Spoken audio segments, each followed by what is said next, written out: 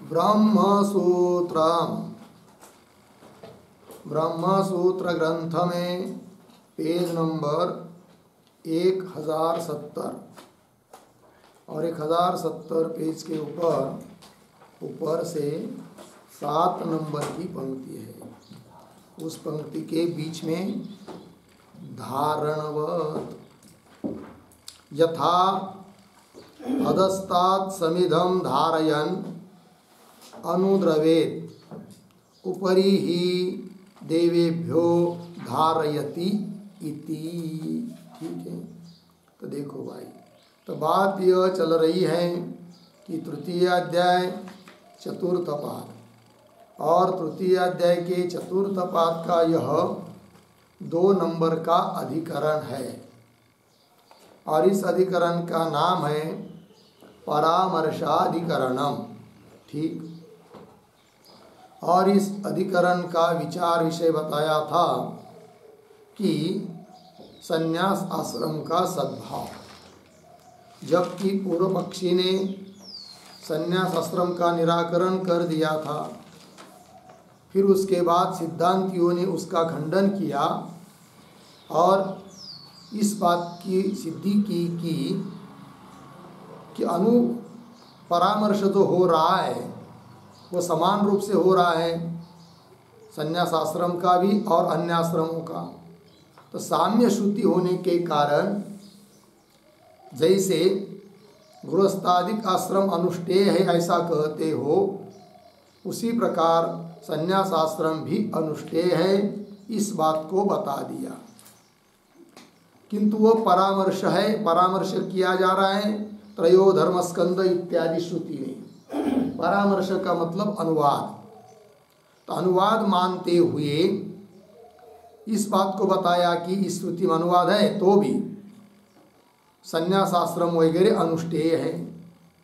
फिर उसके बाद इस 20 नंबर के सूत्र के माध्यम से बताया जा रहा है कि त्रयो धर्मस्कंदा, यहाँ पर आश्रमों का अनुवाद न मानकर विधि भी मानी जा सकती है और यदि विधि है तो जरूर उन सभी आश्रमों का अनुष्ठान करना चाहिए।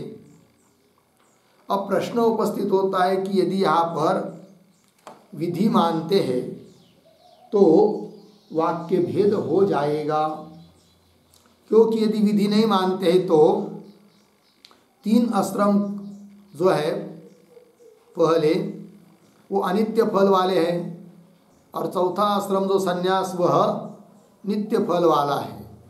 अतः उस संन्यास आश्रम बताने में ही तात्पर्य है। ऐसा मानते हैं तो वाक्य भेद नहीं होता है। किंतु यदि सभी आश्रमों का विधान इस श्रुति से मानेंगे तो वाक्य भेद होगा, अनेक वाक्य बन जाते हैं, अनेक तात्पर्य मानना पड़ रहा है, इसका भी विधान है, इसका भी विधान है, इसका भी विधान है, तो वाक्य भेद होगा। वो तो ठीक नहीं है, ऐसा पूर्व पक्षी ने कहा। तब सिद्धांतियों ने कहा कि जहाँ पर उस अर्थ को अन्य कहीं पर विधान नहीं हुआ है, उस अर्थ का प्रतिपादन नहीं हुआ है, अपूर्व अर्थ है, तो ऐसे अपूर्व अर्थ के लिए यदि विधि मानना पड़े तो माननी ही चाहिए, क्योंकि अन्यत्र प्राप्ति नहीं है। और विधि मानने पर भले वाक्य भेद हो, दोष आ रहा है, एक वाक्यता का भंग हो रहा है, तो भी वह दोषावह नहीं माना जाता, ऐसा सिद्धांती कह रहे हैं। तो इस बात को समझाने के लिए दृष्टांत दिया जा रहा है, धारणवत, ये दृष्टांत है। तो इस दृष्टांत से बताया जाएगा कि जैसे इस दृष्टांत में अपूर्व विधि, अपूर्वता, अपूर्वार्थ होने के कारण विधि मानी जाती है उपरि इत्यादि से, और वाक्यता, एक वाक्यता का भंग होता है किंतु विधि है, उस प्रकार यहाँ पर भी आश्रमों की विधि मान लेंगे, भले एक वाक्यता का भंग हो जाए, ये सिद्धांत बताना है। और यदि विधि सिद्ध हो जाती है तो जरूर संन्यास आदि आश्रमों का अनुष्ठान आवश्यक है, ये बात सिद्ध हो जाएगी। आइए, तो ये जो पंक्ति है धारणवत, सूत्रस्थ पद है, दृष्टांत दिया है, किंतु धारणवत इसके पूर्व में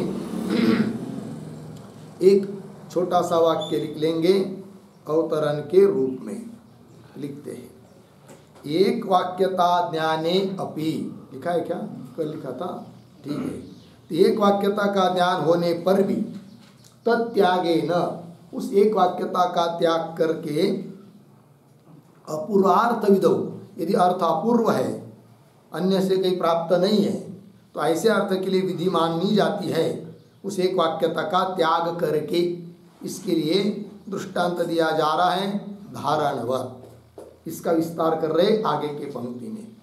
तो यथा अधस्तात् समिधम धारयन अनुद्रवेत उपरि ही देवेभ्यो धारयति इति, ये श्रुति है।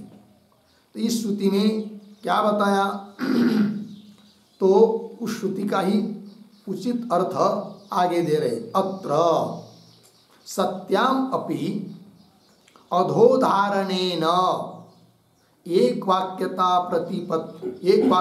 प्रतीतौ विधीयते एव उपरि धारणम क्यों अपूर्वत्वात् इति। ठीक है, तो ये जो आगे है इत्यत्र, इसके आगे तो थोड़ा सा शब्दों का पहले अन्वय, इति के बाद अत्र एक शब्द छोड़कर अधोधारणेन एक वाक्यता प्रतीतौ पीछे सत्याम अपि हो गया। फिर थोड़ा आगे उपरि धारण पीछे विधीयते एव अंतिम अपूर्वत्वात्। ठीक है, देखो भाई अर्थ। और ये जो पंक्ति चालू हुई अत्र इत्यादिक, उस अत्र के पूर्व में एक वाक्य लिखते हैं अवतरण। उदाहरण व्याख्या उपयोगित्वेन, उदाहरण व्याख्या उपयोगित्वेन,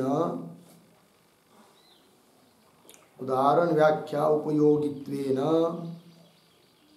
वाक्यस्य अभीष्टम अर्थम आह, अभीष्टम अर्थम आह अत्र इति। ठीक है, देखो भाई, तो उदाहरण व्याख्या, उदाहरण जो दिया है धारणवत, उसकी व्याख्या करने के लिए, व्याख्यान करने के लिए उपयोगित्वेन, उपयोगी होने से वाक्य का मतलब श्रुति वाक्य का अभीष्ट अपेक्षित अर्थ बता रहे हैं अत्र इत्यादि पंक्ति से। तो देखिए अत्र अधोधारणेन एक वाक्यता प्रतीतौ सत्याम अपि। अधोधारणेन मतलब वह जो श्रुप पात्र में हवि रखा जाता है और उस हवि के नीचे समिधा को धारण किया जाता है, फिर ऐसी स्थिति में उस हवि को आह्वनी अग्नि के प्रति ले जाते हैं। ठीक, तो वहाँ पर अधोधारण ये विधेय है। फिर उसी मंत्र में, उसी श्रुति में जो आया है उपरि ही देवेभ्यो धारयति, ये क्या है, तो यह स्तुति परक है। अर्थात ऊपरी यदि धारण करता है, हविष पदार्थ के ऊपर यदि समिधा को धारण करता है तो देवता के लिए हो जाता है, किंतु यहाँ पर तो पितृ के लिए होने के कारण अधोही धारण करने की विधि है। इस प्रकार एक ही अर्थ में तात्पर्य मानने से एक वाक्यता बन जाती है। ठीक, तो अधोधारणेन एक वाक्यता प्रतीतौ सत्याम अपि, एक वाक्यता की प्रतीति होने पर भी क्या उपरि धारणम विधीयते, तो भी उपरि ही देवेभ्यो धारयति, तो देवता के लिए जो यज्ञ किया जाता है, वो लिया जाता है हवि वगैरह, उस समय तो उस हविष पदार्थ के ऊपर समिधा को रखना पड़ता है। अब इसका विधान तो अन्य जगह नहीं है, अपूर्वार्थ है। और अपूर्वार्थ है, अन्यत्र यदि विधान रहेगा तो यहाँ पर विधान न मानकर एक वाक्यता सिद्ध हो जाती है, किंतु अन्यत्र उसका विधान न होने के कारण, अर्थात अपूर्वार्थ होने के कारण यहाँ उसका विधान मानना पड़ता है ऊपरी धारण का। और ऊपरी धारण का यदि विधान मानते हैं तो एक वाक्यता जो बताई थी अधोधारण के साथ उसका भंग हो जाता है, किंतु वो माना जाता है एक वाक्यता भंग, अर्थात वाक्य भेद नाम का दोष यहाँ पर स्वीकार किया जाता है। और ऊपरी इत्यादि से ऊपर धारण का विधान भी किया जाता है, ये दृष्टांत है। तो विधीयते एव, क्यों? अपूर्वार्थत्वात्, अपूर्वार्थ होने के कारण ये बात हो गई। अब बोलेंगे ये सब बात कहाँ बताई है? तो पूर्व मीमांसा में आती है, वो आगे के पंक्ति में दे रहे हैं। किंतु उसके पहले इन सभी बातों का अच्छी तरह से समझ में आने के लिए थोड़ा एक टिप्पणी लिखते हैं इसके आधार पर। ये जो अधोधारणेन एक वाक्यता प्रतीतौ सत्यमपि इत्यादि पंक्ति आई है, तो उसके आधार पर थोड़ा सा हम लोग लिखेंगे। तो लिखेंगे महापितृयज्ञे,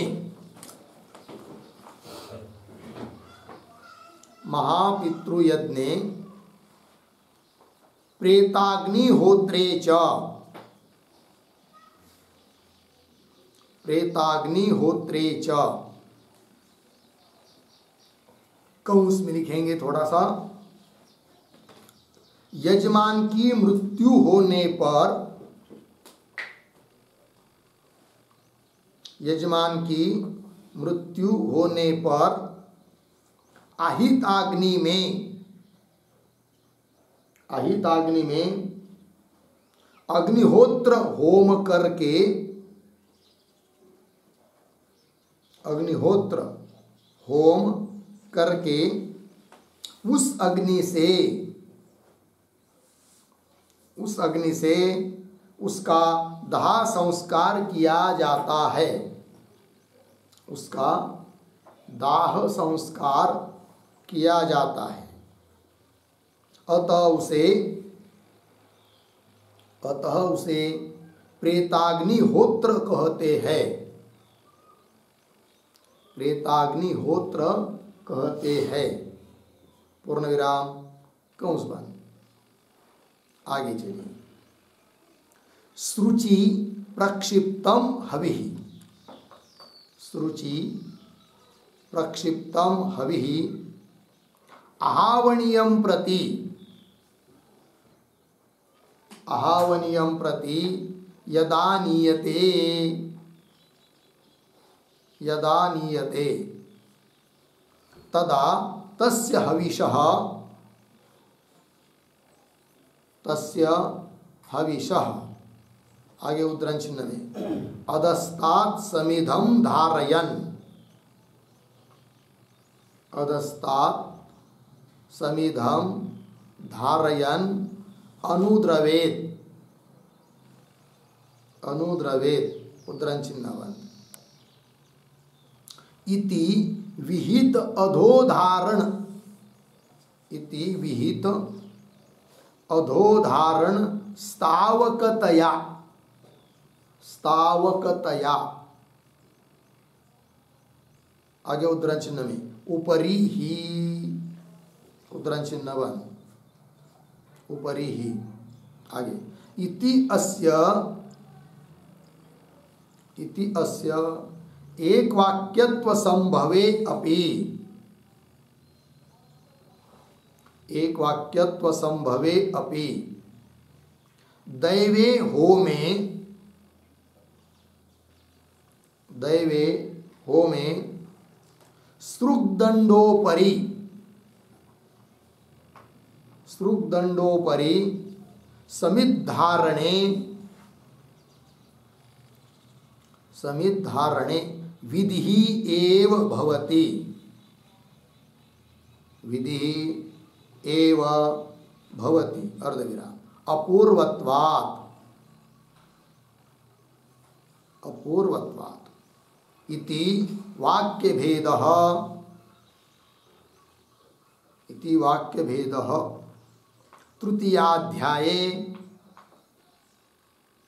तृतीयाध्याये जैमिनी आचार्येण उक्तः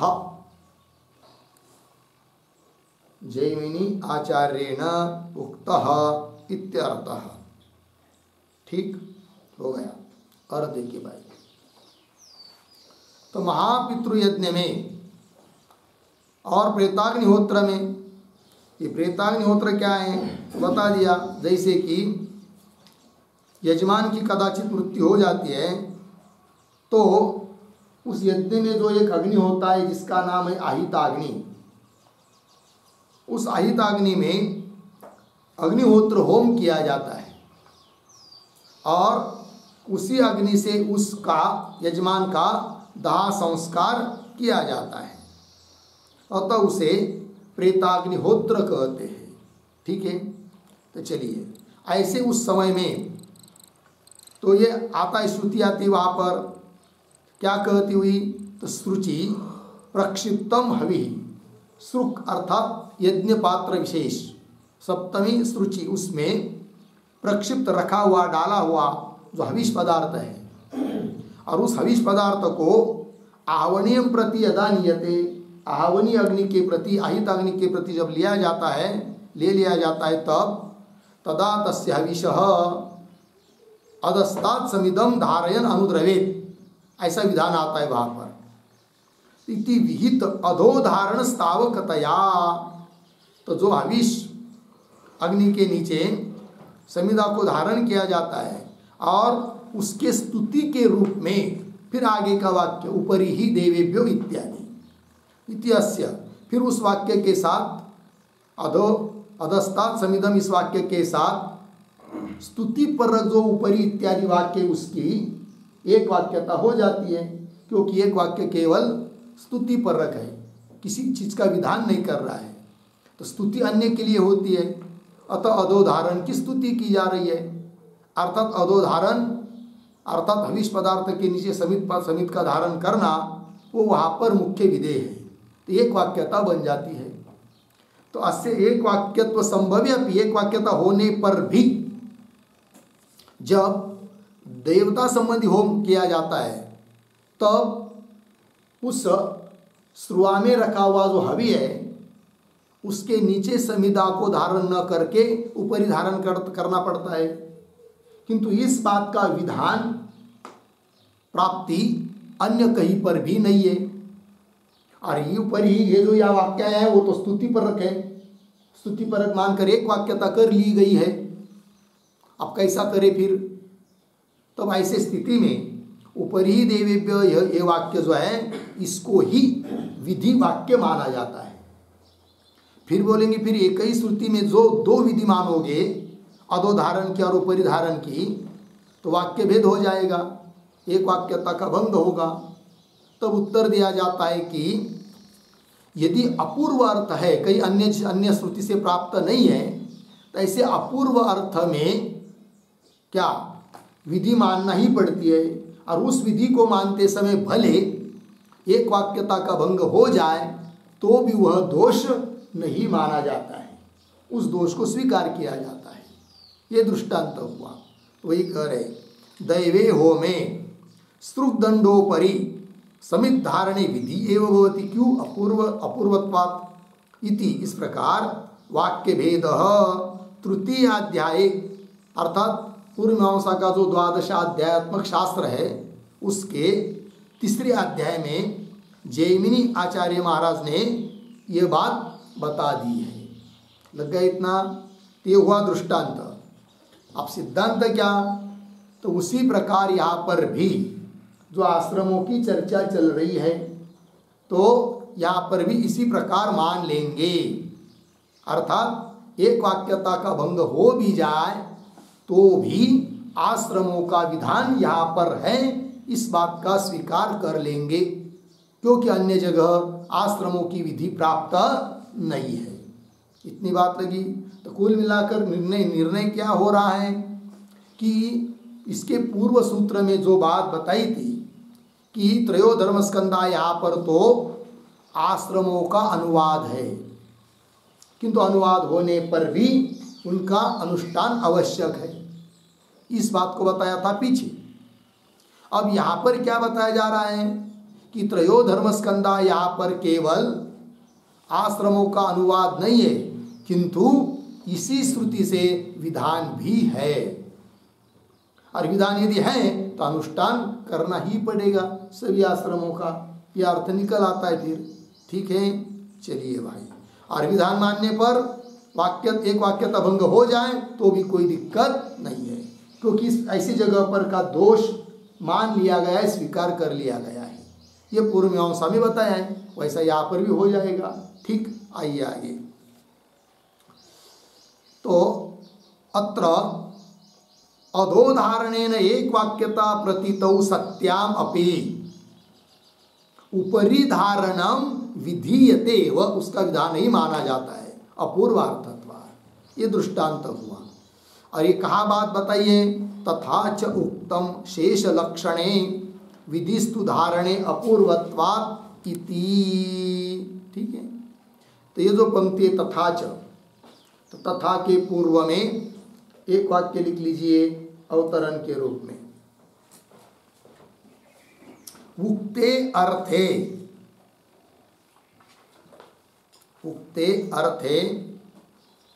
तार्तीयम सूत्रम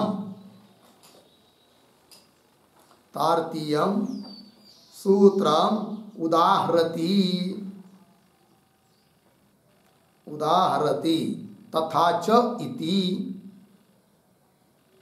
तथा च इति। ठीक है, जो अर्थ बताया उसमें तार्तीय मतलब तृतीय अध्याय का, जैमिनी के तृतीय अध्याय का सूत्र प्रमाण के रूप में दे रहे। तथा च उक्तम शेष लक्षणे, शेष लक्षण में कहा है। बोलेंगे शेष लक्षण ये क्या चीज है? तो पूर्व मीमांसा का जो द्वादशाध्यायात्मक ग्रंथ है उसमें जो तृतीय अध्याय है, उस तृतीय अध्याय का नाम है शेष लक्षण अध्याय। जैसे यहाँ पर समन्वयाध्याय, अविरोधाध्याय की अविरोध परिहाराध्याय, साधनाध्याय, फलाध्याय, 4 नाम है कि नहीं? उस प्रकार वहाँ पर तृतीय अध्याय का नाम है शेष लक्षण। इसलिए कह रहे कि शेष लक्षणे उक्तम, अर्थात तीसरे अध्याय में कहा है जैमिनी महाराज ने। क्या कहा है? वो सूत्र कौन सा है वहाँ पर? वो दे रहे विधिस्तु धारणे अपूर्वत्वात्, धारणे अपूर्वत्वात् तु विधि। ऐसा धारणे मतलब हविष पदार्थ के नीचे संविदा का धारण करना है, उस संबंध में जो वाक्य आया है वहाँ पर उसके आगे का वाक्य जो ऊपरी इत्यादि है, तो ऊपर देवता संबंधी याग में ऊपर धारण करना चाहिए ऐसा, तो उसमें अपूर्वार्थ होने के कारण विधि तो विधि है ऐसा बताया गया है। इति ते हो गया भाई दृष्टांत की चर्चा। अब जिस बात के लिए दृष्टांत दिया है वो सिद्धांत क्या है वो दे रहे, तद्वत् इह अपि आश्रम परामर्श श्रुति विधि एव इति कल्प्यते, ये सिद्धांत। और ये जो पंक्ति चालू हुई तद्वत् इत्यादि, तो तद्वत् के पहले एक वाक्य लिखते छोटा सा अवतरण के रूप में, दृष्टान्तम उक्त्वा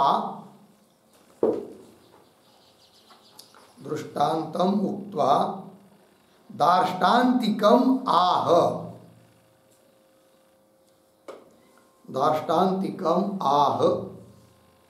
तद्वत् इति। ठीक है, देखो भाई अर्थ दृष्टांत कहकर अब दार्ष्टान्त को कह रहे हैं। तद्वत् धारणवत, धारण का जो दृष्टांत दिया है ना उसकी तरह। इह अपि, त्रयो धर्म स्कंदाः इत्यादि स्थल पर भी यह अपि आश्रम परामर्श श्रुति कि त्रयो धर्म स्कंदा, यह श्रुति कैसी मानी थी अभी तक? आश्रमों का परामर्श करने वाली श्रुति है, आश्रमों का अनुवाद करने वाली श्रुति, ऐसी माना था। किंतु आश्रम परामर्श श्रुति ही विधि एवं, ये विधि ही है, ऐसा हम मानते हैं। ठीक है, वही कह रहे हैं।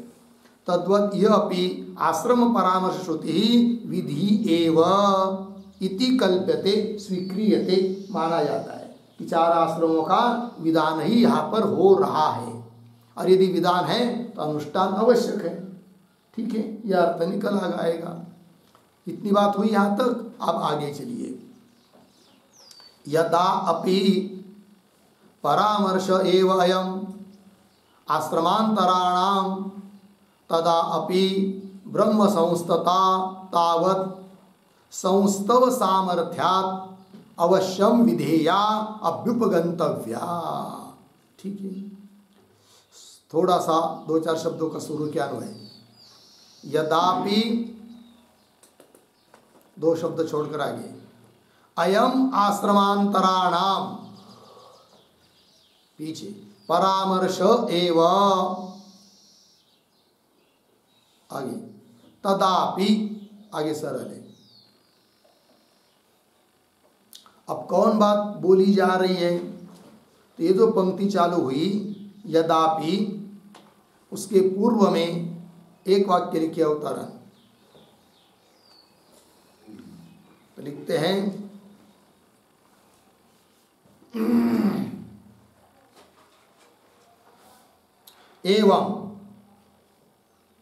एवं चत्वारः आश्रमाः, चत्वारः आश्रमाः विधीयन्ते,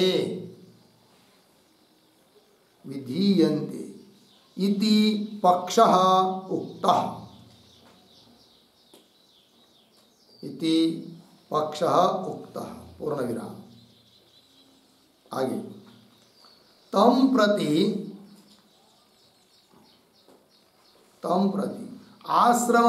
आश्रमत्रय अनुवादेन, क्या लिखा?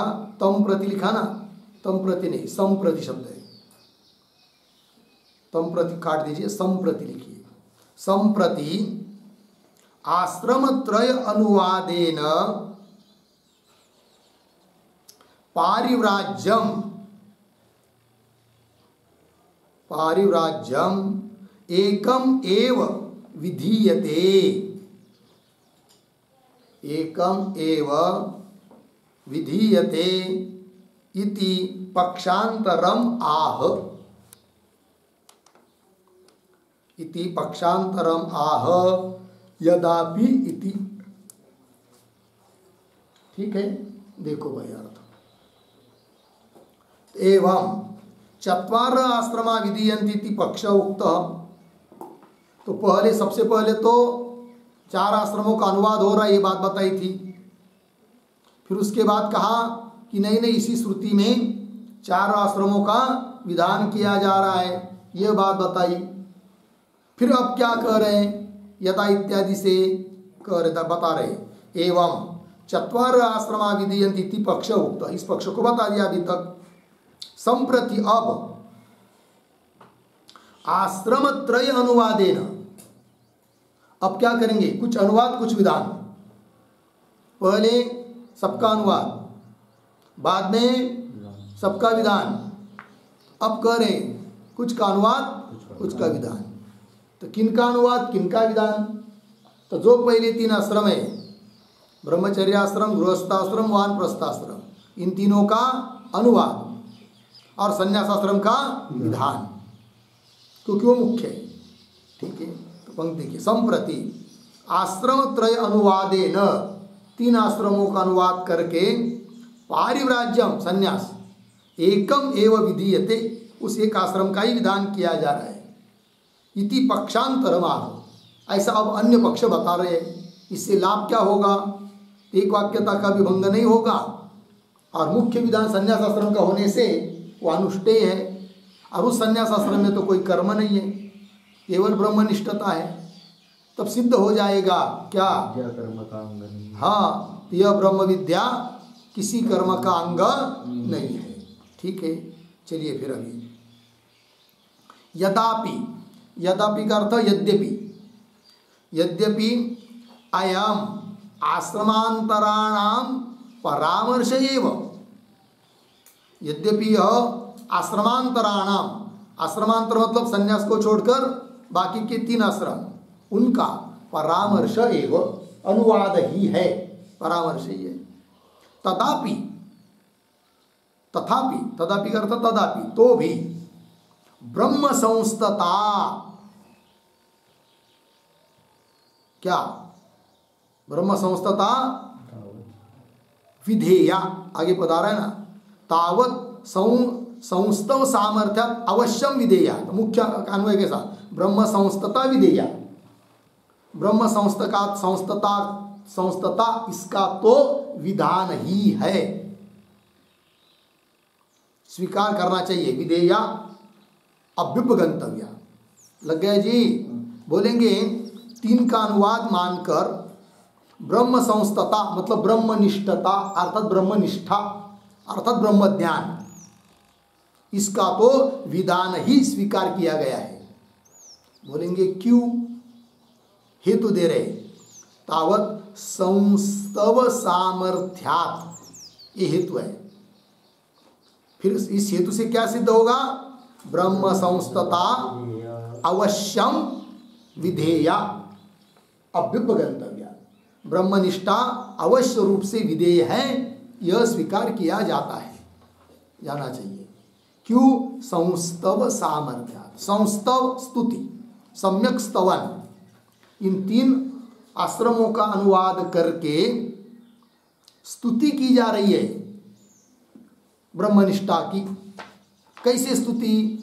इन 3 आश्रम जो है वो तो अनित्य फल वाले हैं, और ब्रह्मनिष्ठा तो अमृत फल वाली है, नित्य फल वाली है। तो जिसकी स्तुति की जाती है वही विधेय होता है, अतः यहाँ पर ब्रह्मनिष्ठा का तो विधान है और 3 का अनुवाद। ठीक है, वही कह रहे। तथापि ब्रह्म संस्थता तावत संस्तव सामर्थ्या, उसकी स्तुति की जा रही नित्य फल बताकर, इसके सामर्थ्य से अवश्यम विधेया अभ्युपगंतव्या, लग गए इतना? आगे चलिए। साच किम चतुर्षु आश्रमेषु यस्य कस्यचित् अहोस्वित् परिव्राजकस्य एव इति विवेक्तव्यम। ठीक है, ये जो पंक्ति चालू हुई है साच, सा के पूर्व में एक वाक्य लिखिए, छोटा सा उद्धरण लिखेंगे। उद्धरण चिन्ह में यत् स्तूयते तत् विधीयते, यत् स्तूयते तत् विधीयते, उद्धरण चिन्ह 1, इति न्यायात्, इति न्यायात् ब्रह्म संस्थतायाः, ब्रह्म संस्थतायाः, ठीक है, विधीयत्वे अपि, विधीयत्वे अपि पारिव्राज्यस्य, पारिव्राज्यस्य किं स्यात्, किं स्यात् इति आशंक्य, इति आशंक्य तदर्थम विचारम, तदर्थम विचारम अवतारयति, अवतारयति साच इति। ठीक है, देखो भाई अर्थ, यत् स्तूयते तत् विधीयते, जिसकी स्तुति की जाती है उसका विधान किया जाता है।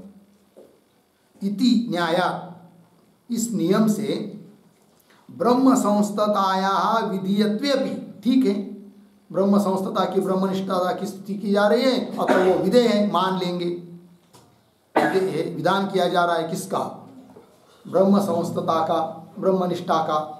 तो विधीयत्वेपि पारिव्राज्य से किम, अपनी चर्चा चल रही थी पारिव्राज्य की, संन्यास की, उसका क्या, विधेय तो ब्रह्म संस्थता है ना, तो फिर पारिव्राज्य इसमें क्या सिद्ध होगा, जबकि ऊपर से बताया जा रहा था कि 3 आश्रमों का अनुवाद है, अतः विधेय है कौन, ब्रह्म संस्थता, यह आपने बोला, पारिव्राज्य विधेय ऐसा तो नहीं बोला, ब्रह्म संस्थता का विधान है, विधि है ऐसा आपने कहा, किंतु बात पारिव्राज्य की चल रही, 3 आश्रम का अनुवाद है, फिर पारिव्राज्य का क्या, वो तो बताओ ना। तब वही कह रहे पारिव्राज्य से किम स्यात् इति आशंका, ऐसी कोई शंका करता है तो उसके लिए ही अब विचार का आरंभ कर रहे हैं, विचारम अवतारयति साच इत्यादि पंक्ति से। तो देखो एक एक बात, साच, सा का,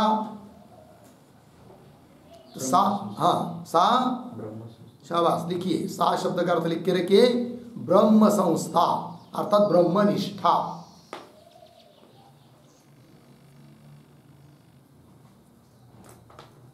अब देखिए साच, वो ब्रह्मनिष्ठा, किम क्या, चतुर्षु आश्रमेषु, 4 आश्रमों में से, यस्य कस्यचित्, जिस किसी को भी प्राप्त हो सकती है वो ब्रह्मनिष्ठा, अहोस्वित, अथवा, अहोस्वित का मतलब अथवा, परिव्राजकस्य एव, अर्थात संन्यास में ही, संन्यास आश्रम में ही वो ब्रह्मनिष्ठा प्राप्त हो सकती है।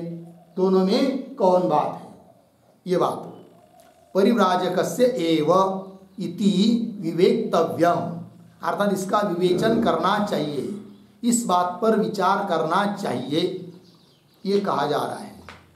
अभी 2 विकल्प हुए, तो वह ब्रह्मनिष्ठा क्या 4 आश्रमों में से किसी भी आश्रम में प्राप्त हो सकती है अथवा केवल संन्यास आश्रम में ही प्राप्त हो सकती है, ये विकल्प।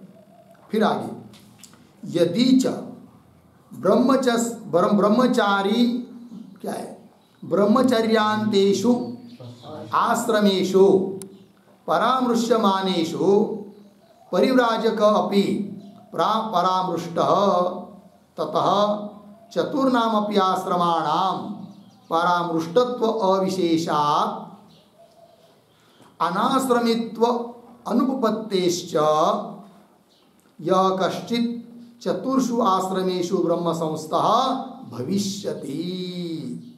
ठीक है, अब देखो भाई, ये जो पंक्ति चालू हुई यदि इत्यादि, उसके पूर्व में एक वाक्य लिखते हैं अवतरण,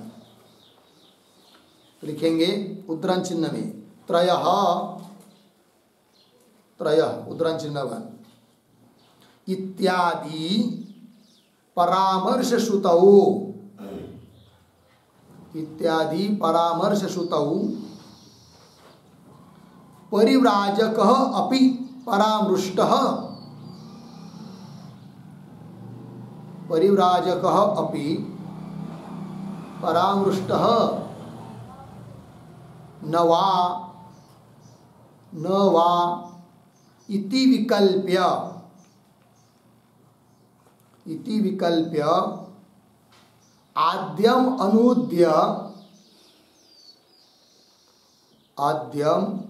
अनुद्य प्रथम पक्ष प्राप्तिम आह, प्रथम पक्ष प्राप्तिम आह यदि इति। ठीक है, देखो भाई अर्थ, त्रय इत्यादि परामर्श श्रुतौ, ये जो अनुवाद करने वाली श्रुति है इसमें परिव्राजक का भी परामृष्ट, परिव्राजक अर्थात संन्यास का भी अनुवाद हुआ है क्या अथवा नहीं हुआ है, ये विकल्प हुआ, इति विकल्प। फिर आद्यम अनुद्य, आद्य पहला विकल्प का अनुवाद करके, पहला विकल्प मतलब परिव्राजक का भी परामृष्ट, परिव्राजक का भी अनुवाद हुआ है उन 3 के साथ, ऐसा यदि मानते हैं तो क्या होगा? तो विकल्प आद्यम अनुद्य, पहले विकल्प का अनुवाद करके प्रथम पक्ष प्राप्तिम आह, प्रथम पक्ष को लेकर अब बोल रहे हैं यदि इत्यादि पंक्ति के द्वारा सिद्धांति। तो देखिए फिर, यदि च ब्रह्मचर्यांतेषु आश्रमेषु, ब्रह्मचर्य पर्यंत तक आश्रमों में, परामर्शमानेषु, परामर्श मानने पर, परिव्राजक अपि परामृष्टः, तो फिर परिव्राजक का भी परामर्श हो चुका है ये मानना पड़ेगा। तो परामृष्टः, फिर उससे क्या होगा? ततः, तब तो चतुर्नामपि आश्रमाणाम परामृष्टत्व अविशेषात्, चारों भी आश्रमों का परामृष्टत्व, अनुवादत्व समान होने से, सबका अनुवाद हुआ है ना, फिर ऐसा मानना पड़ेगा ना। तो परामृष्टत्व अविशेषेण, समान होने से।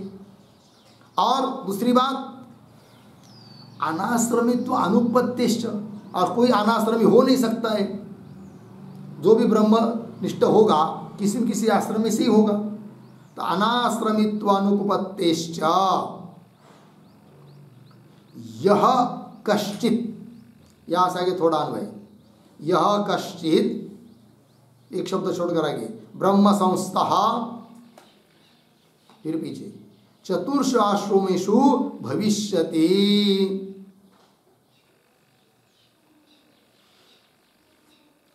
हो गया? देखो भाई, यह कश्चित, जो भी कोई ब्रह्म संस्था होगा वह चतुर्ष आश्रमेषु, चारों आश्रमों में से किसी में भी होगा। फिर ये बात हो गई पहला विकल्प मानने पर, ठीक है ना। चारों का भी अनुवाद है ऐसा यदि मानते हैं त्रयो धर्मस्कंद यहाँ पर, तब तो होगा क्या? तो इन चारों में से ही, चारों में क्या, चतुर्नामपि आश्रमाणां परामृष्टत्व विशेषात्, चारों का भी परामृष्टत्व समान होने के कारण, और जो भी ब्रह्मनिष्ठ रहेगा वो तो अनाश्रमित हो नहीं सकता, किसी आश्रम में ही रहेगा। तब तो इन जो कथन किए चार आश्रम हैं उसमें ही कोई ब्रह्म संस्था है ऐसा मानना पड़ेगा। ये बात बता दिया, ठीक है। यहाँ पर एक पद आया है अनाश्रमित्व, अनुपत्ति है ना। अनाश्रमित्व का अर्थ लिखे आश्रम बाह्यत्व, आश्रम बाह्यत्व। और ये जो अनाश्रमित्व इत्यादि पंक्ति है, उस अनाश्रमित्व के पूर्व में एक वाक्य भी लिख लीजिए अवतरण,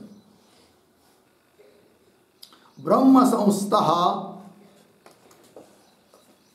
ब्रह्म संस्थः अनाश्रमी, अनाश्रमी कस्मात् न स्यात्, कस्मात् न स्यात् इति आशंक्य, इति आशंक्य अनाश्रमित्वस्य, अनाश्रमित्वस्य निन्द्यमानत्वात् इति आह, निन्द्यमानत्वात् इति आह अनाश्रमित्व अनुपत्ति इति, ठीक है। अर्थ देखिए, ब्रह्म संस्था अनाश्रमी कस्मात् न स्यात्, आश्रम रहित क्यों नहीं हो सकता है? तब कह रहे नहीं, अनाश्रमित्व से निंद्यमानत्वात्, आश्रम बाह्यता की क्या की है? निंदा, आश्रम के बाहर कोई होता ही नहीं। अनाश्रमित्व से निंद्यमानत्वात् इति आह अनाश्रमित्व इति, ठीक है। चलिए आगे, कुल मिलाकर क्या हुआ? यदि चारों आश्रमों का अनुवाद मानते हैं त्रयो धर्मस्कंदा यहाँ पर, तब सबका अनुवाद होने के कारण जो भी कोई ब्रह्मनिष्ठ रहेगा वह तो इन चारों में ही कोई रहेगा, यह अर्थ निकल आया, ठीक। आगे चलिए फिर, अथ न परामृष्टः ततः परिशिष्यमाण परिव्राड एव ब्रह्म संस्थ इति सेत्स्यति। अब ये जो पंक्ति अथ, उस अथ के पूर्व में एक वाक्य लिखिए, द्वितीयम अनूद्य, द्वितीयम अनुद्य द्वितीय पक्ष प्राप्तिम आह, द्वितीय पक्ष प्राप्तिम आह अथ इति। हो गया। देखो भाई, द्वितीयम अनुद्य, दूसरे का अनुवाद करके, दूसरे विकल्प का अनुवाद करके, तो द्वितीय पक्ष प्राप्ति को बोल रहे हैं। मतलब कैसा? त्रयो धर्मस्कंद, यहाँ पर विकल्प क्या किया था? चारों का अनुवाद है, अथवा क्या बताया था? परामृष्ट परिव्राजका भी परामृष्ट न हुआ, अर्थात इन त्रयो धर्मस्कंदा इसमें परिव्राजक का भी अनुवाद है अथवा नहीं, ऐसा विकल्प तो है करके तो बता दिया ऊपर, मतलब चारों का अनुवाद मानने पर। अब चारों का अनुवाद न मानकर तीन का ही अनुवाद मानते, क्योंकि त्रय ये भी आया है, त्रयो धर्मस्कंदा, तो पहले तीन आश्रम का ही अनुवाद मानेंगे, तब क्या होगा? अर्थात परिव्राजक का अनुवाद नहीं मानेंगे, दूसरा विकल्प, तब क्या लाभ होगा? तब दे रहे अथ न परामृष्ट, अथ मतलब यदि, न परामृष्ट कह परिव्राजक परामृष्ट न कुत्र त्रयो धर्मस्कंदाः इत्यत्र। तो त्रयो धर्मस्कंदा इस श्रुति में परिव्राजक परामृष्ट नहीं है, उसका अनुवाद नहीं है, तीन का ही अनुवाद है। तब होगा क्या? ततः, तब तो परिशिष्यमान, बच गया कौन अनुवाद का? परिव्राजक, क्योंकि तीन का अनुवाद है, चौथे का नहीं है। तो परिशिष्यमान बचा हुआ जो परिव्राट संन्यास आश्रम, वही है ब्रह्म संस्था, अर्थात उसमें ही ब्रह्म संस्थता, ब्रह्मनिष्ठता होगी, यह अर्थ निकल आएगा। ठीक है ना? तो परिव्राण एवं ब्रह्म संस्था इति सेत्स्यति, इस बात की सिद्धि हो जाएगी। ठीक है, तो दो बात हो गई भाई। चार का अनुवाद मानते हैं तो किसी एक में ब्रह्मनिष्ठता माननी पड़ती है, तीन का ही अनुवाद मानते हैं तो ब्रह्मनिष्ठता चौथे में, संन्यास में सिद्ध हो जाती है। इस प्रकार के दो विकल्प हो गए। फिर अब क्या निर्णय होगा? ठीक है, तब आगे देखिए, तत्र तप शब्देन वैखानस ग्राहिणा परामृष्टः परिव्राट अपि इति केचित्। अब क्या बात कही जा रही है? पहले शब्दों का अन्वय, तत्र वैखानस ग्राहिणा, पीछे तप शब्देन,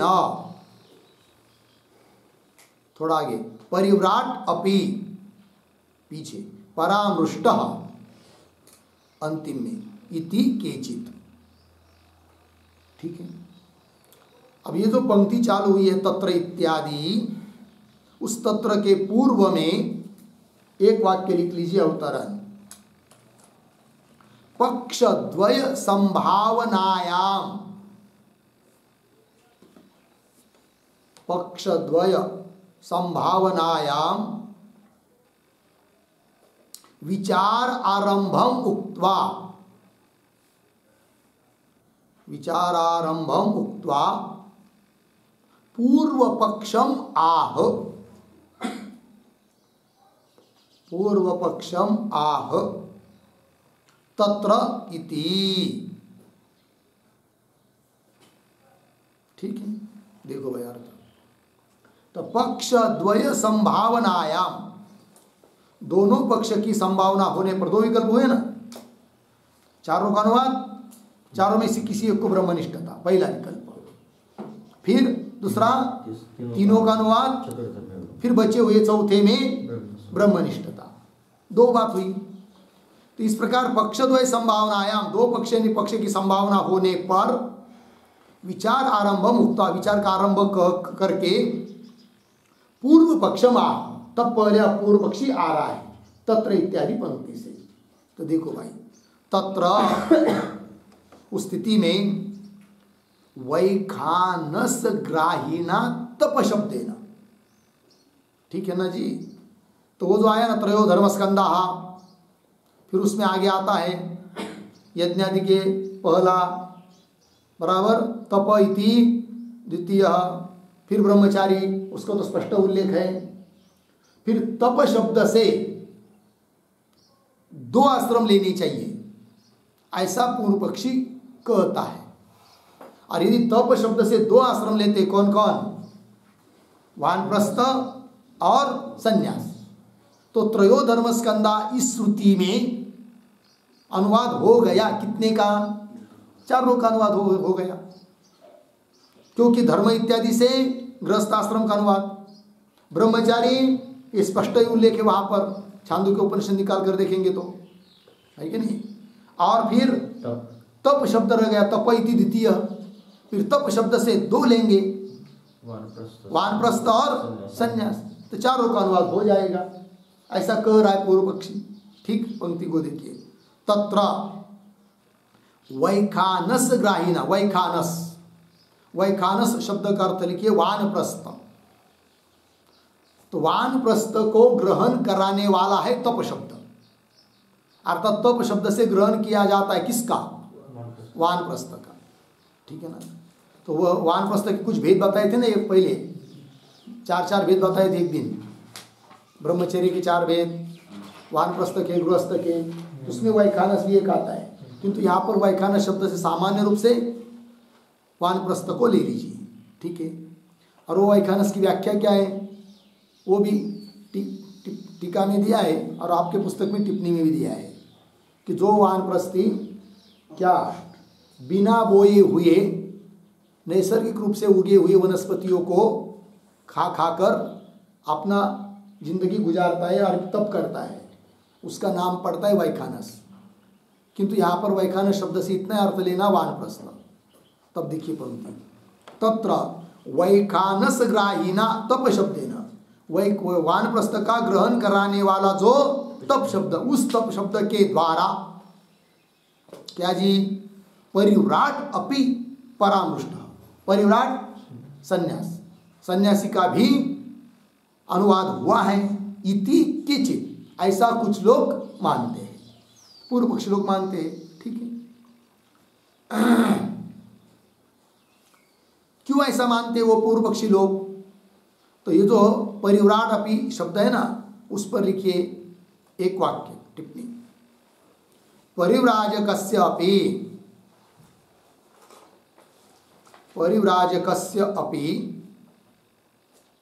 यम नियमादि तप संभवात्, यम नियमादि तप संभवात् इत्यर्थः। वो कहते पूर्व पक्षी कि जैसे वानप्रस्थी जो व्यक्ति है उसमें तप होता है, कृच्छायन चांद्रायन आदि आदि का अनुष्ठान करते हैं, वो तप है उसका, उसी प्रकार परिव्राजक जो सन्यासी है वह भी तो यम नियम इत्यादि का अनुष्ठान कर रहा है, तो वो भी तप शब्द से ले लेंगे, अतः तप शब्द से दोनों का ग्रहण करेंगे, ऐसा कह रहे कौन कौन, पूर्व पक्षी। किसका किसका ग्रहण, वानप्रस्थी और सन्यास का।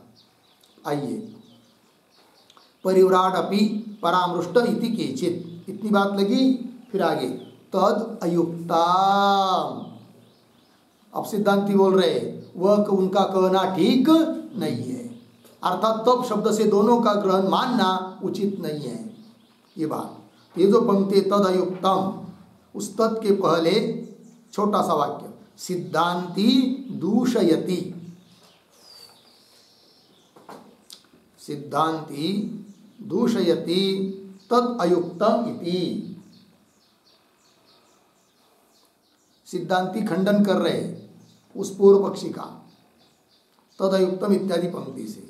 अब देखिए भाई, तद अयुक्तम, आगे तद अयुक्तम के बाद अर्धविराम, न ही सत्याम गतौ वानप्रस्थ विशेषेण विशेषणेन परिव्राजक ग्रहणम अर्हति। ठीक है, आइए शब्दों का थोड़ा अन्वय। तदयुक्तम के बाद एक शब्द छोड़कर ही, पुनः एक शब्द छोड़कर, गतऊ पीछे, सत्याम आगे, वानप्रस्थ विशेषणेन परिव्राजक ग्रहणम, इतनी बात हुई। फिर पीछे आया है न, अंतिम में अर्रति, न अर्रति। अब देखिए भाई, सिद्धांती कहते कि वो पूर्व पक्षी का कहना ठीक नहीं है। क्यों? ही कारण कि गतऊ सत्याम, यदि गति की संभावना है, गति व्यवस्था, यदि व्यवस्था लग सकती है तो तोड़ मरोड़ करके तप शब्द से दोनों का ग्रहण करना उचित नहीं है, क्योंकि तप शब्द से केवल वानप्रस्थि का ग्रहण करने पर भी श्रुति वाक्य की संगति लग रही है, तो क्यों फिर तप शब्द से दोनों का ग्रहण किया जाए? ये कह रहे सिद्धांती। ही गतौ सत्याम, व्यवस्था हो सकती है तो क्या? वानप्रस्थ विशेषणेन, तो वानप्रस्थ का जो विशेषण है कौन? हाँ, तो वानप्रस्थ विशेषणेन उसके ऊपर लिख के रखिए तप शब्देन, क्योंकि उसका विशेषण है तप शब्द।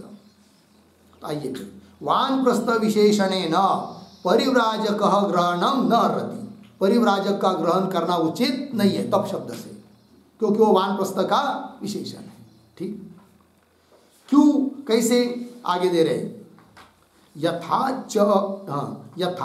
अत्र ब्रह्मचारी गृहमेधिनौ असाधारणेन एव स्वेन स्वेन विशेषणेन विशेषितौ एवं भिक्षु वैखानसौ अपि इति युक्ताम।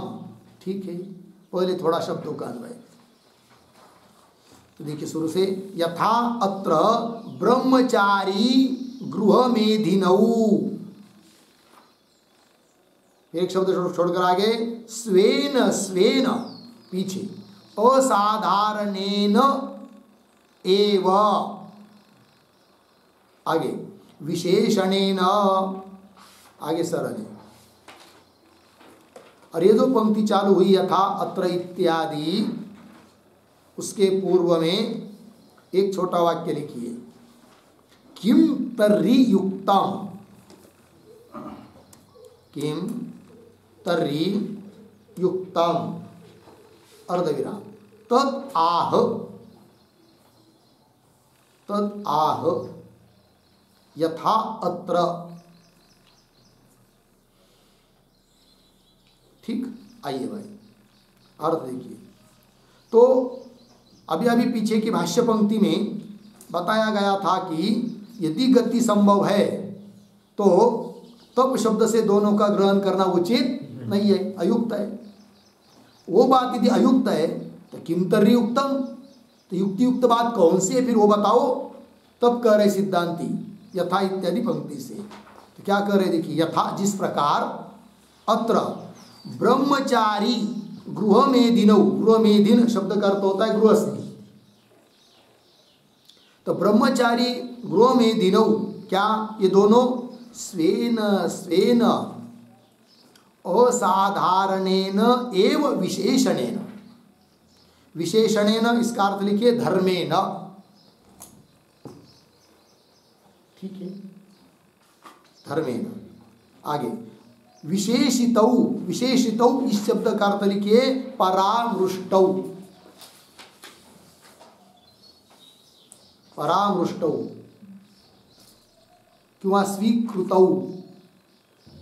ठीक है, देखिए भाई अर्थ, यथा अत्र जिस प्रकार ब्रह्मचारी और गृहस्थी स्वेन स्वेन असाधारण, अपने अपने असाधारण ऐसे विशेषणों से, धर्मों से ग्रहण किए गए हैं, अलग अलग धर्मों से उनके उनके, जैसे यज्ञ यागादि ये गृहस्थाश्रमी का धर्म है, और क्या गुरु के यहाँ निवास करना, अध्ययन सेवा करना, ये ब्रह्मचारी का अपना धर्म है। तो जैसे उनका अपने अपने धर्मों को लेकर ग्रहण किया गया है अलग अलग रूप से, ठीक है। उस प्रकार विशेषेण विशेषितो परामृष्टो एवं इसी प्रकार भिक्षु वैखानसौ अपि इति युक्तम, ये बात युक्त है। एवं भिक्षु वैखानसौ अपि, ये वो शब्द दिए हैं, पीछे की शब्दों की कुछ की अनुवृत्ति आएगी, कुछ शब्दों की, तो कौन शब्दों की अनुवृत्ति आकर वाक्य पूरा हो जाएगा बताइए। एवं भिक्षु वैखानसौ अपि,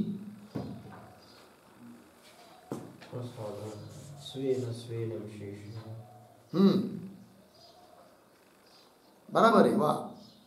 देखिए भाई मैं बात बताऊं, एवं भिक्षु वैखानसौ अपि, पीछे से अनुवृत्ति आएगी, स्वेन स्वेन असाधारणेन एव विशेषणेन विशेषितौ, इतने सब आएगा, ठीक है।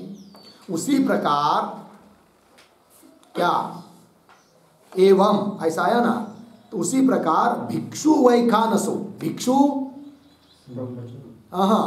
भिक्षु सन्यासी, भिक्षु शब्द से लेंगे सन्यासी, और वैखानस वानप्रस्थी, तो भिक्षु वैखानसो अपि, इनका भी स्वेन स्वेन अपने अपने असाधारण ऐसे विशेषणों से धर्मों से परामृष्ट किया गया है, यह मानना उचित है। लग गया ना, तप शब्द से दोनों का ग्रहण नहीं, फिर सबका अपने अपने धर्मों से अलग अलग ग्रहण है, ये मानना उचित है, ये सिद्धांती बोल रहे हैं, ठीक है ना। फिर ऐसा सिद्ध करने से क्या होगा, तीन का अनुवाद एक का विधान, संन्यास का विधान, ये बात सिद्ध हो जाएगी, ठीक है। आइए आगे, वैखानसो अपि इति युक्ताम, इतना लगा, आगे चलिए। तपः च असाधारण धर्म वानप्रस्थानाम, क्यों, काय क्लेशेन काय क्लेश प्रधानत्वात् तप शब्द से तत्र रूढ़े है, ठीक है। देखिए भाई थोड़ा शब्दों का अन्वय कैसा है, तपः च, दो शब्द छोड़कर, वानप्रस्थानाम पीछे, असाधारण धर्म, आगे काय क्लेश प्रधानत्वात्, आगे सरल है।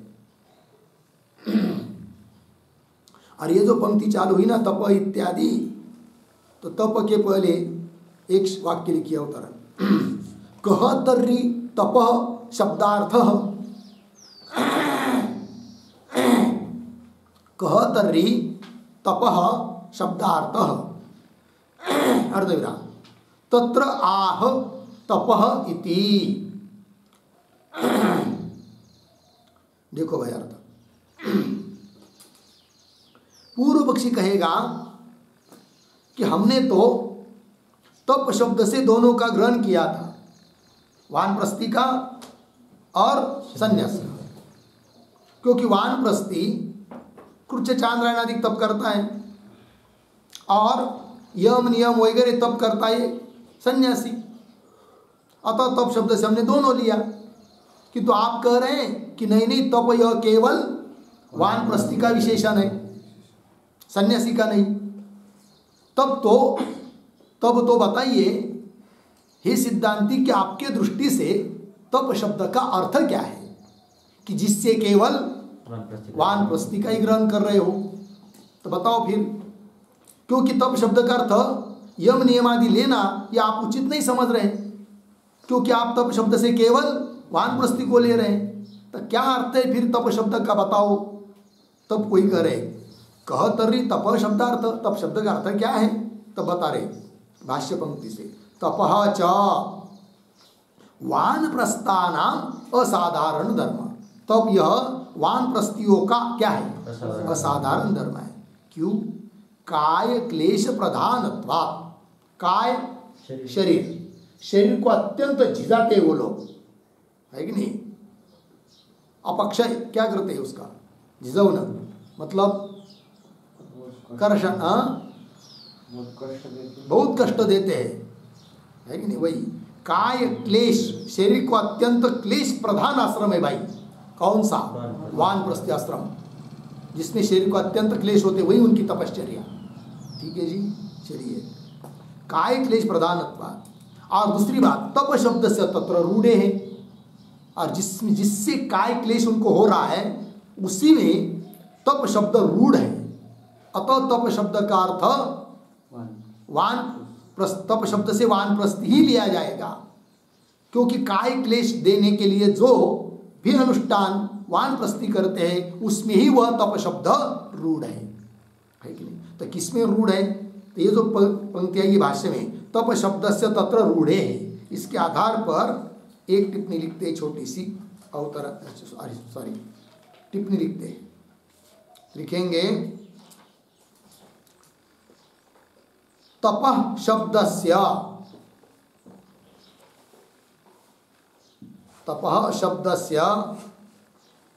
कृच्छ्रादौ रूढ़ेः, कृच्छ्रादौ रूढ़ेः अर्धविराम, अन्यत्र तद अभावात्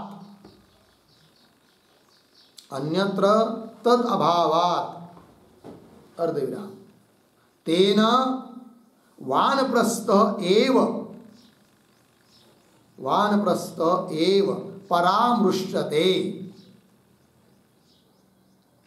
परामृश्यते पूर्ण विराम।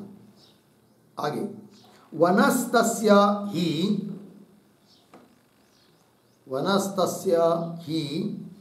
असाधारणम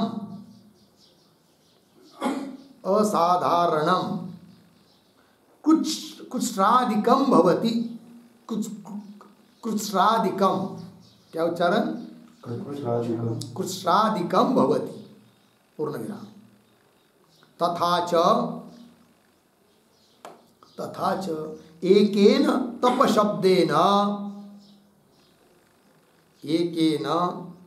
शब्देन उभयग्रहाणाम अन्याय्यम भवति,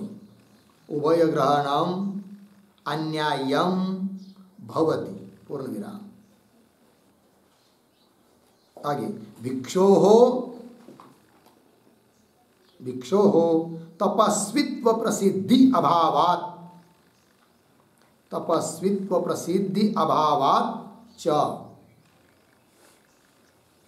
अभावात् च पूर्ण विराम। अतः यज्ञादि असाधारण धर्म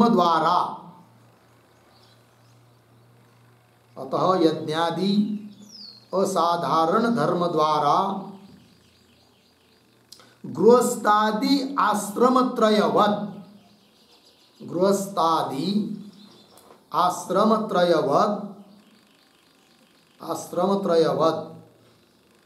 ब्रह्म संस्थ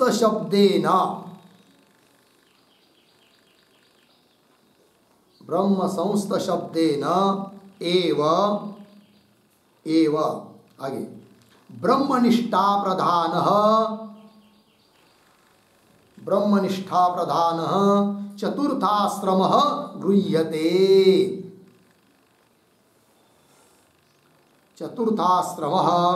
गृह्यते, पूर्ण विराम। स च स्तुति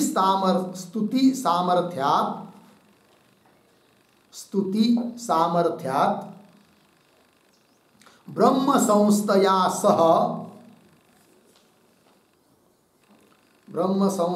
सह विधीयते इति सिद्धांतः। ठीक, देखो भाई अर्थ तप शब्द कृच्छ्रादौ, कृच्छ चांद्रायण वगैरह व्रत होते हैं ना, उसमें रूढ़ है। और अन्यत्र तदाभावात्, और अन्य आश्रमों में वो कृच्छ चांद्रायण अधिक नहीं किए जाते हैं, इसलिए तेन तप शब्देन वानप्रस्थ एव परामृश्यते, इसलिए तप शब्द से वानप्रस्थ ही केवल ग्रहण किया जाता है। क्यों? वनस्तस्य ही असाधारणम कृच्छ्रादिकम भवति, वन में रहने वाला जो वानप्रस्थी है उसका ही असाधारण धर्म है कृच्छ चांद्रायण आदि, जो कि तप शब्द से कहे जाते हैं। तथा च एकेन तप शब्देन उभय ग्रहणम अन्यायम भवति, अतः एक तप शब्द से दोनों का ग्रहण करना अन्याय है। ठीक, आगे दूसरी बात, भिक्षु तपस्वित्व प्रसिद्ध भावात, भिक्षु जो सन्यासी उसमें तपस्वित्व नहीं है। तपस्वित्व नहीं मतलब कृच्छ चांद्रायणादि व्रत का अनुष्ठान वो नहीं करता है, इसलिए तप शब्द से उसको ग्रहण नहीं कर सकते। भले यम नियम आदि करता है वो बात अलग। भिक्षु हो तपस्वित्व प्रसिद्ध अभावात, अतः फिर कुल मिलाकर निर्णय क्या होगा, अतः यज्ञादि असाधारण धर्म द्वारा गृहस्थादि आश्रम त्रयवत, जैसे अलग सबका प्रत्येक का असाधारण धर्म बताया, उस असाधारण धर्म से उस आश्रम का ग्रहण किया। यज्ञादि धर्मों को लेकर गृहस्थ आश्रम का ग्रहण किया। गुरुकुल में गुरु के पास रहता हुआ सेवा करता हुआ रहता है वो ब्रह्मचारी ग्रहण किया। तप शब्द से वानप्रस्थ का ग्रहण किया। उसी प्रकार ब्रह्म संस्था यह धर्म भी सन्यासी का है, अतः ब्रह्म संस्था शब्द से सन्यासी का ग्रहण हो जाएगा। आगे, अतः यज्ञादि असाधारण धर्म द्वारा गृहस्थादि आश्रम त्रयवत ब्रह्म संस्था शब्देन एव ब्रह्मनिष्ठा प्रदान चतुर्थ आश्रम गृह्यते, चौथे आश्रम का ग्रहण किया जाता है। थोड़े पीछे पीछे अभी बोला था ना, 2-4 पंक्ति पहले पूर्व पक्षी कि ठीक है भाई 3 का अनुवाद मानेंगे, चौथी की स्तुति, किंतु ब्रह्म संस्था ब्रह्मनिष्ठा का विधान हो रहा है, परिव्राजक का क्या?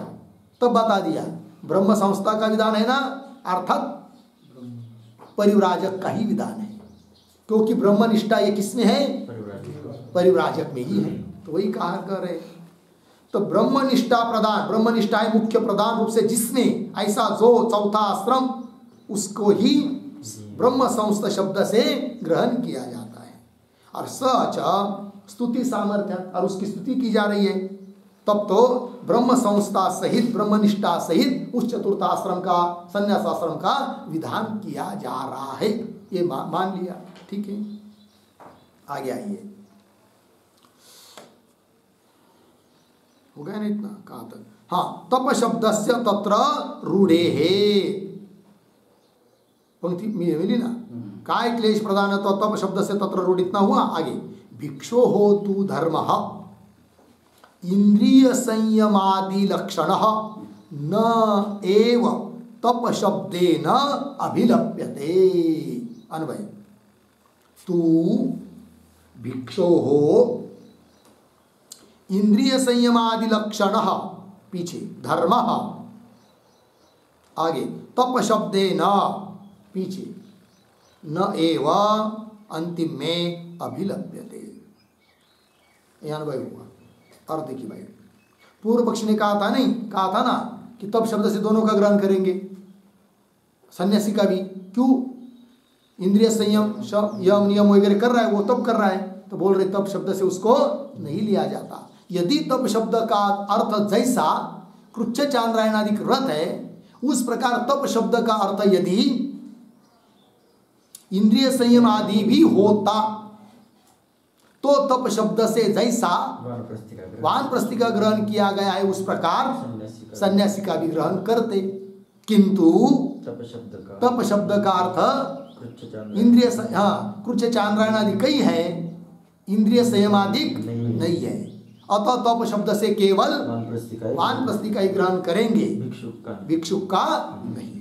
वही आया, तू भिक्षु हो सन्यासी का जो इंद्रिय संयमादि लक्षण, इंद्रिय संयमादि स्वरूप धर्म है, वह तप शब्दे न एव अभिलप्यते, तप शब्द से उसका स्वीकार नहीं किया जाता है। ठीक है, अभिलप्यते, ये जो अभिलप्यते ये पंक्ति हुई ना, उसके लिए शेष वाक्य एक समझना है, तो वो लिख लेंगे। अतः तप शब्देन, अतः तप शब्देन वानप्रस्थ एव गृह्यते, वानप्रस्थ एव गृह्यते अर्धविराम, न भिक्षु, न भिक्षु इत्यर्थ। हो गया। तो कुल मिलाकर निर्णय हुआ तप शब्द से केवल वानप्रस्थ का ग्रहण किया जाता है, सन्यासी का नहीं। हो गया ना? आगे चलिए। चतुष्टवेन, च प्रसिद्धाः आश्रमाः त्रित्वेन परामृश्यन्ते इति अन्याय्यम। बहुत बढ़िया बात बताई जा रही है। देखिए भाई, ये जो पंक्ति है ना चतुष्टवेन, उसके पूर्व में एक वाक्य लिखिए होता है,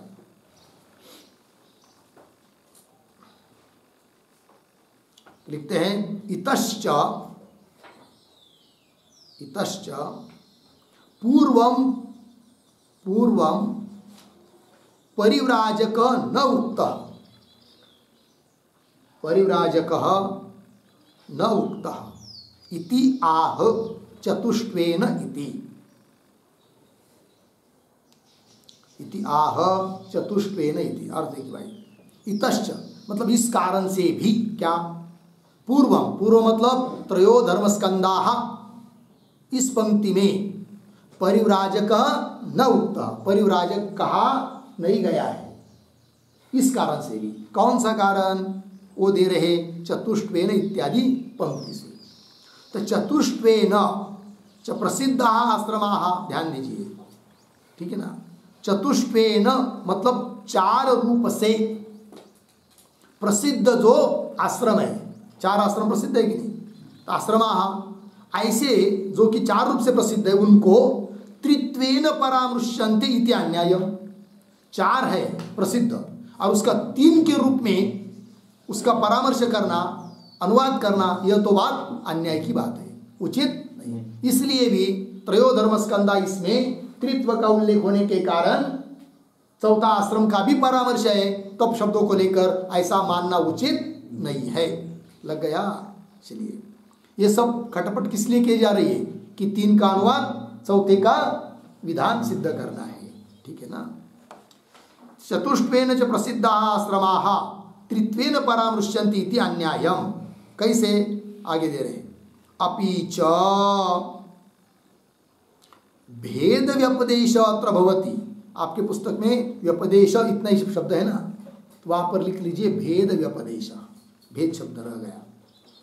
अपि च भेद व्यपदेश अत्र भवति, ठीक है ना।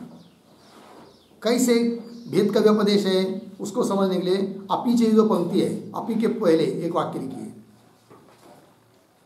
पृथक उक्ति सामर्थ्यात्, पृथक उक्ति सामर्थ्यात् अपि प्रकृत आश्रमत्रयातिरिक्तः, प्रकृत आश्रमत्रयातिरिक्तः ब्रह्म संस्थः इति आह अपि च, इति आह अपि च। ठीक है, देखो भाई, पृथक उक्ति सामर्थ्य, पृथक कथन हुआ होने के कारण भी प्रकृत जो तीन आश्रम है, ब्रह्मचारी, गृहस्थ, वानप्रस्थी, उससे अतिरिक्त है कौन? ब्रह्म संस्था। इस बात को स्पष्ट कर रहे हैं अपीच इत्यादि पंक्ति से। अपीच भेद व्यपदेश अत्र भवति, यहाँ पर भेद का निर्देश है। ठीक है ना। देखो भाई, तो तीन आश्रम कहकर चौथा आश्रम बताया है, अर्थात भेद का निर्देश है। और भेद का निर्देश होने से भी तीन आश्रमों से भिन्न है परिव्राज, परिव्राज्य मतलब चौथा आश्रम संन्यास, वही कह रहे। अपीच भेद व्यपदेश अत्र भवति। कैसा भेद व्यपदेश है वो दे रहे, त्रय एते पुण्यलोक भाजः एकः अमृतत्व भाग इति। त्रय एते, ये तीन आश्रम वाले लोग कैसे? पुण्यलोक भाज, पुण्य लोक के भागीदार हैं, पुण्य लोक को प्राप्त होते हैं। और एक मतलब संन्यास आश्रम, एक अर्थात ब्रह्म निष्ठा अर्थात परिव्राज संन्यास, एक अमृतत्व भाग, ठीक है ना, अर्थात ब्रह्मनिष्ठ यति एक अमृतत्व को प्राप्त होता है। इस प्रकार पृथक व्यपदेश में भेद का निर्देश भी है, इसलिए भी तीन आश्रमों से भिन्न है यह चौथा आश्रम, यह बात सिद्ध हो गई। आगे, पृथक्त्वेच एष भेद व्यपदेश अवकल्पते। यदि पृथकपना उनमें नहीं होता तो भेद का व्यपदेश क्यों होता? पृथकपना है तभी तो भेद का व्यपदेश निर्देश उल्लेख किया जा रहा है। वही कह रहे पृथक्त्वे च, मतलब संन्यास आश्रम उन 3 आश्रमों से अलग है, इसलिए तो क्या किया भेद व्यपदेश। पृथक्त्वे च एष मतलब इस श्रुति में बताया हुआ भेद का व्यपदेश अवकल्पते अर्थात संभवती। अवकल्पते का अर्थ लिखिए संभवती। हो गया जी।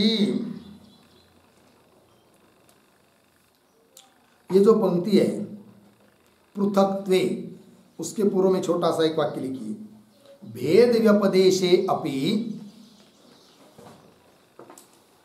भेद व्यपदेशे अपि कथम पृथक्त्वम,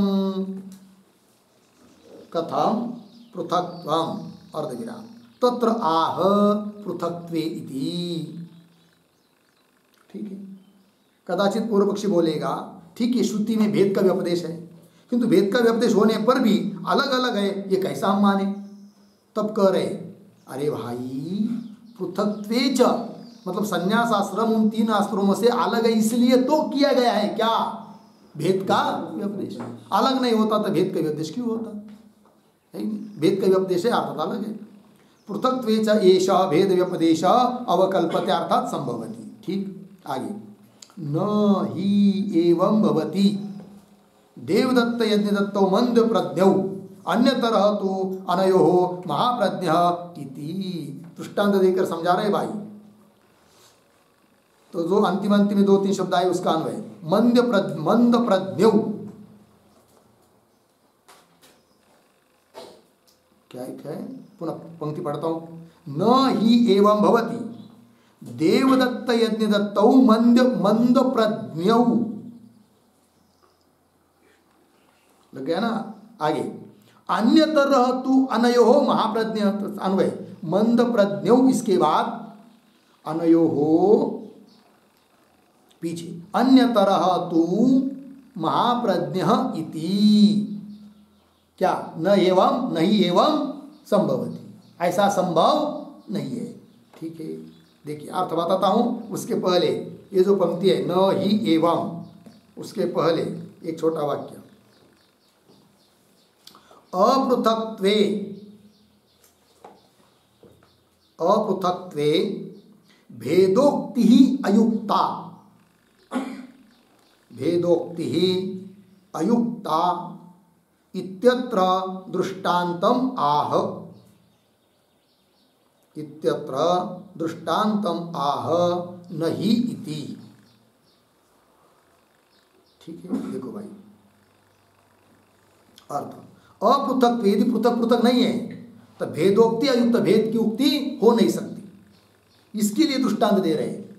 अर्थात फिर भेदोक्ति तभी होती है जब पृथकत्व रहता है, पृथकत्व नहीं है तो भेद की उक्ति नहीं होती है। दृष्टांत दे रहे हैं। पंक्ति देखिए, नहीं एवं संभवत, इसको बाद में लगाइए। तो कैसे, ध्यान दीजिए दृष्टांत कैसा है। किसी ने कह दिया क्या, देवदत्त यज्ञदत्तौ मंद प्रज्ञौ, देवदत्त और यज्ञदत्त क्या है, मंद प्रज्ञ है। किंतु अनयो अन्यतरः महाप्रज्ञ, किंतु इन दोनों में तो एक महाप्रज्ञ है।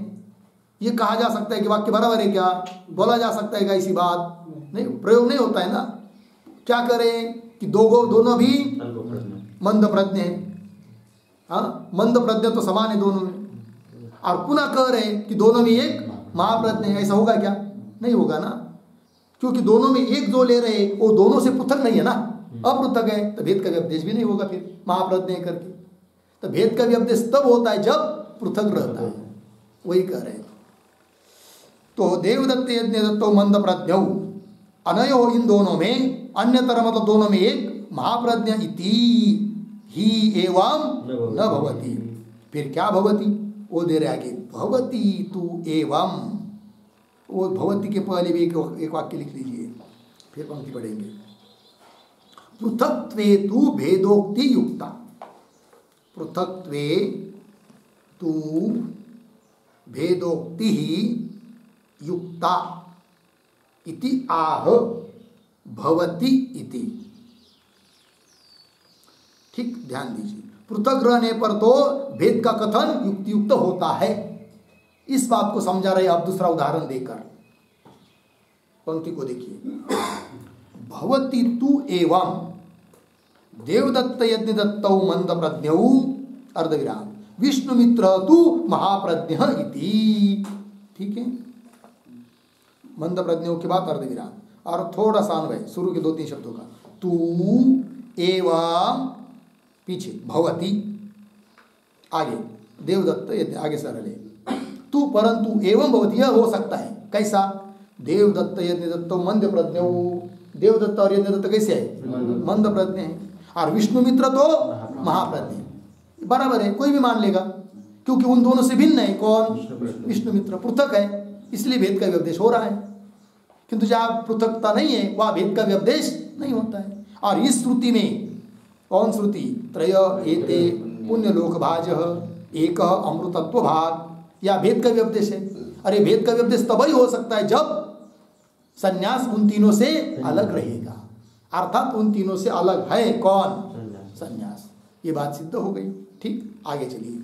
तस्मात् पूर्वे त्रयः आश्रमिणः पुण्यलोक भाज अर्धविराम परिशिष्यमान परिव्राट एव अमृतत्व भाग। ठीक है, तस्मात् ये सिद्ध होगा। इसलिए पहले के 3 आश्रमधारी लोग है कि नहीं, पहले 3 ब्रह्मचारी गृहस्थ आणि वानप्रस्थ पुण्यलोक भाज, पुण्यलोक को प्राप्त होते हैं, पुण्यलोक के भागीदार है। और परिशिष्यमान बचा हुआ चौथा कौन? परिव्राट सन्यासी, तो वही केवल अमृतत्व भाग, अमृतत्व का भागीदार है, अर्थात मोक्ष को प्राप्त होता है। ठीक, इस पर एक शेष वाक्य लिखिए छोटा सा। एवं प्रकृत वाक्यस्य, एवं प्रकृत वाक्यस्य तात्पर्यम अस्ति इत्यर्थः, तात्पर्यम अस्ति इत्यर्थः। ठीक है, यही प्रकृत वाक्य का तात्पर्य है। कौन प्रकृत वाक्य? त्रयो धर्मस्कंदाः इत्यादि वाक्य का। उपनिषद में छांदोग्य में निकाल कर देख लीजिए, वो पूरा मंत्र पढ़ेंगे तो समझ में आएगा। ठीक है, तो इस वाक्य का यही तात्पर्य है।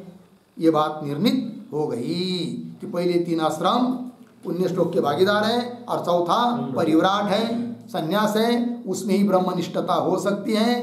ठीक है, अतः जो पीछे बात कही थी एक बार पूर्व पक्षी ने कि 3 का अनुवाद मानकर चौथे का विधान मान रहे, किंतु विधान मान रहे आप ब्रह्म संस्थता का, ब्रह्मनिष्ठा का। परिव्राज का क्या? तब करे परिव्राज जो है सन्यासी परिव्राट, उसका ही तो असाधारण धर्म है क्या? ब्रह्मनिष्ठा।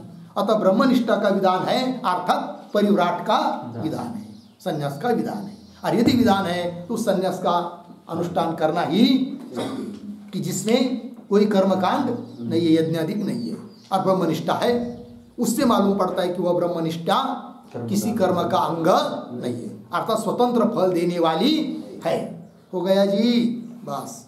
फिर आगे कथम वगैरह बात आ रही है, आक्षेप, उसका विचार हम लोग कल करेंगे।